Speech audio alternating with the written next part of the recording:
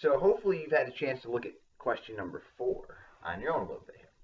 So uh, hopefully the problem is not so much in what the shifting is that's occurring, but figuring out what's happening to your price and quantity and which one is the unknown, which one we're not sure about. Because we know we're going to get one we're not sure about here. So this is the market for beer, if I am not mistaken. Yep. So this is beer here. Now, we got two things going on. Again, it doesn't matter which we deal with first. They're happening simultaneously. So let's see here. We got beer subsidy. So I know if we got a subsidy, in particular, it's going to be a per unit subsidy as we get into this. But I know that's going to help producers. It's going to encourage them to produce. That's going to make my supply curve go to the right. So I go like that. S2, let's label our new price and quantity P2Q2. All right. Now, so far it looks like our price has gone up, looks like our quantity, or our price has gone down rather, sorry, and our quantity has increased here. So far. Let's see what happens next. So now we've got a recession that occurs. Recession means incomes have decreased, people have lost their job, and we've got a normal good here. Beer is a normal good. Don't quibble with it. That's what the problem says. It says beer is a normal good. So I know when it's a normal good, if I have less money, I'm going to buy less of that good. So I'm going to demand less beer here. So that means my demand curve is going to go to the left. Now this again is where it gets tricky. So I know the demand curve is going to the left. Let's draw it in. Actually, I'm going to change my arrow here just to kind of emphasize this to you. I'm going to make a big arrow. So big old shifter. I put in my D2. And now again, you've got to be careful. So I'll circle. This is our original equilibrium. This is where we went second. And now the third one is where D2 and S2 intersect, which is here. I'll label it 3. And I'll label P3 and I'll label Q3.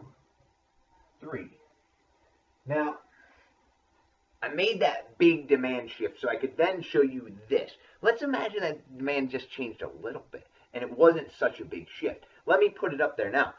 So just a little teensy-weensy tiny demand shift to the left. So let's say it was like this instead. And then you notice the equilibrium point would have been like this.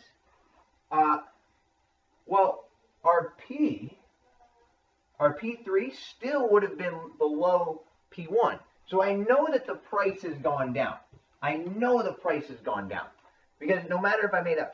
I have a hair attacking me here.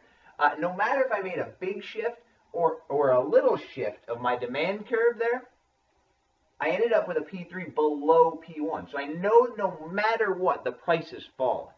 Now the quantity, though, is a different story. When I made just that teensy-weensy tiny little demand shift instead of the big one, you notice my quantity is still to the right, what would be my Q3, is still to the right of Q1. So it looks, when I made that little shift, like the quantity actually increased in this scenario.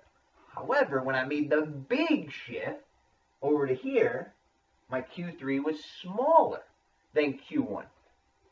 So I don't know. Depending on how these curves shift, how big the shifts are, the quantity could be bigger, could be smaller, could be the same even. So this means that it is the quantity is indeterminate.